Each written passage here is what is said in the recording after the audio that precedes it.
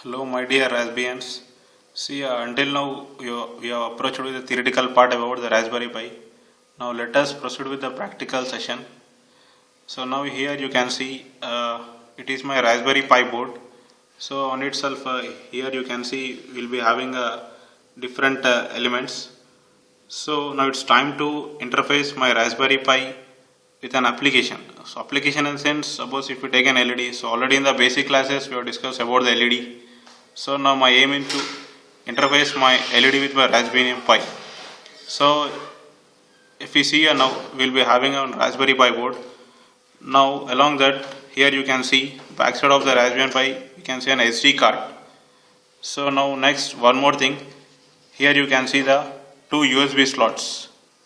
So it is my two USB slots. To this basically we will be interfacing one keyboard as well as one mouse. So here itself you can see we are having one keyboard as well as one mouse.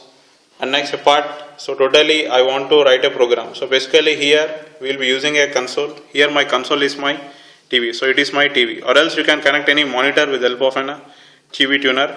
And one more thing, my application. So my application is my LED array. So now let us see. So already you know about the GPIO, that is a pin configuration. So here we have a pin configuration, that is a totally 26 pins. Now if it comes to this board, here we will be having one SD card. So basically that is a 4GB SD card. So already this SD card is a preloaded OS image. So basically generally you will be deploying the OS. No? Similarly in the same way we are dumping an image, or else you can say deploying the image. So better to say it is a deploying with the help of an LAPI. So basically whenever you want to deploy the songs into a DVD, you will be using a Nero software. In the same way here we will be using a Fedora installer to deploy the OS image into an SD card. So after deploying an OS image into the SD card, so next step, just insert your SD card into the SD card slot. And after that, here you can see the one video jack, that is a 3.5mm jack. It is a yellow color. To this, it is responsible to communicate with your console. So here how we are going to communicate my Raspberry Pi with the console, we will be having one connector. So here this connector will be connected to this 3.5mm jack. So in this way you can connect. Now one more end we will be connecting to the another end will be connected to your console. So here now let us go to the software part. Okay. Now here we will be having, see basically it requires, basically we will be giving a 5 volt, but basically the IC requires 3.3 volt. So here we will be using one adapter and the current rating will be a 2 ampere. So here you can see it is my adapter. Okay. Now we will be connecting the adapter to the Raspberry Pi slot. Here itself you can see it is the power supply jack. To this we will be connecting to the adapter. So here itself you can see we have connected one 3.5mm jack, that is it is a jack to communicate the Raspberry Pi with your console. Now here we are connecting a power supply. See here whenever you are connected a power supply, at that time here you can see in my console, now the console, that is a booting is starting. Here you can see in the console totally the booting takes place. Similarly whenever you operate the system, there also you can see the booting. Booting in the sense that is a temporary files has been loaded into the processor with the help of an hard disk. But here we are not using any hard disk. Here my hard disk acts as an SD card. So basically SD card acts as an hard disk itself. So it takes some fraction of time, so totally to display the console.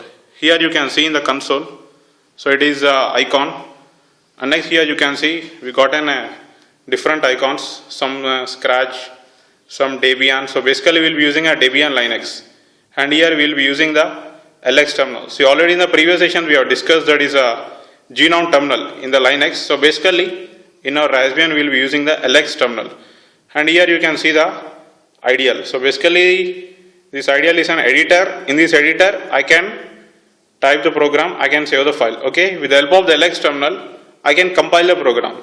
So basically you will be using a Turbo C, isn't it? Already we have seen the Keil software.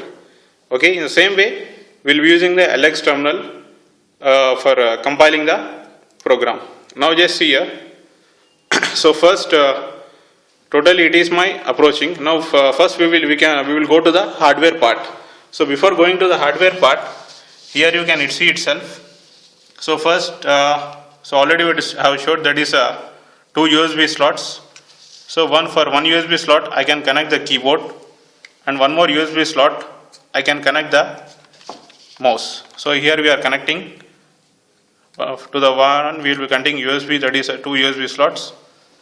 So basically USB, it is a eco-friendly device compared to the PS2 port, because basically why you are using USB means totally it is a plug and play. So totally, now next. So what is my application? Running an LED. See here you can see it is my LED array. So it is my LED array. So at present we are not running a total 8 LEDs. At present we can take any one of the LED. So I can play any one of the LEDs. That is a LED blinking. Blinking is nothing but on off, or else you can say toggling. See here you can see already one LED is in on condition. Okay, that is nothing but by default to initiate this device, to initiate this board, we have to give the power supply. So here you can see we are having one connector. So already so where the power supply has been supplied to the LED array board means with the help of your Raspberry Pi. So using this Raspberry Pi we can connect to the LED array. So totally we will be getting a plus 5 volt power supply. So here itself you can see. And next thing, so basically to which pins we are connecting means if it comes to the GPIO pins, here itself you can see the GPIO pins. So itself here you can see the second pin is a 5 volt, that is we are connecting one adapter, and the sixth pin is a ground, isn't right? So here itself you can see. So here also the second pin is a VCC and the sixth pin is a ground. So for symbolic indication we have connected, the orange color is a VCC, the red color is a ground. Now, so basically it is a VCC to initiate the device. Now totally we got some nearly a 10 to 14 GPIO pins. Out of this, if you take the GPIO 7, okay, it is not mandatory to connect the GPIO 7. Just for example I am telling GPIO 7, that is a pin number 26. Here also itself you can see, here also we will be having a total 26 pins. Okay, it is not connected, now we will connect here. So now just see here, now take one more connector.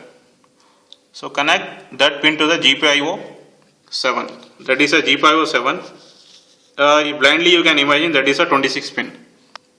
So here itself you can see one black color wire, that is a 26 pin number 26, but GPIO is a 7. So already in the previous sessions we have discussed about the GPIO pins also. Now this pin, it is connected to one of the LED, that is a first, second, third, fourth, that is I think so in the fifth LED. Okay, it is connected to a fifth LED.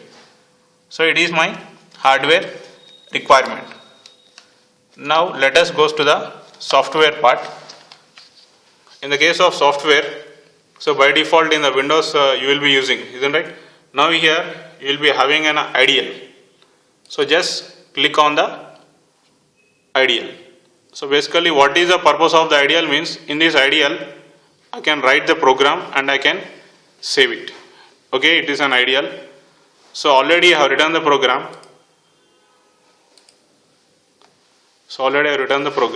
Just wait a second, I will show the program.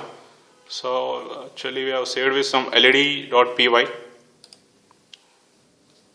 So basically here we will be using an Python programming language. So already demonstrated in the theoretical class, isn't right?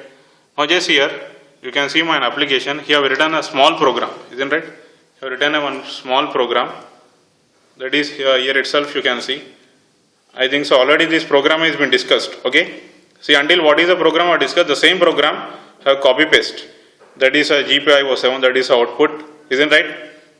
GPIO output again 7, that is a on and off condition, because here we are connecting the LED in reverse direction, that is a on and off. Okay, and here you can see time dot sleep. So already this also we have discussed. So basically in your controller we will be writing a delay, but according to a Python programming language syntax we have to write time dot sleep.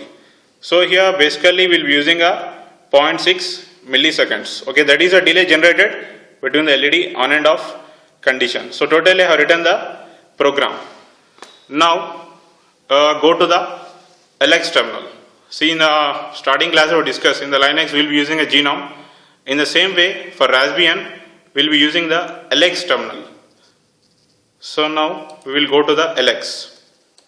The LX terminal, it will be displayed on the within the desktop.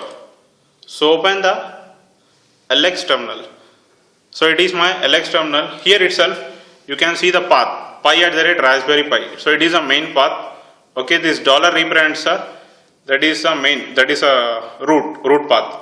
Now here already I have told, that is we have to give the sudo command. That is sudo is basically to produce a output, to compile for the output. So here we are using the Python programming language, isn't right? So for that I have typed the Python. So what is the file name we have saved? led.py, isn't right? So what is your job after writing the program? You have to go to the LX terminal. Here you have to type sudo python led.py. Okay. Now it's time to see the output. So after writing the led.py, now itself you can type your enter in your keyboard. Okay, so whenever you press enter in your keyboard, if it comes to the hardware part, here itself you can see in the hardware the LED is in a toggling state. That is a LED in a blinking state, isn't right? Here itself you can see the LED is in a blinking state. Okay, so for a better visibility, total the lights are deactivated. Okay, total the LED is in a blinking state. So in this way I can run an application by communicating an LED array within a Raspberry Pi. Okay, thank you.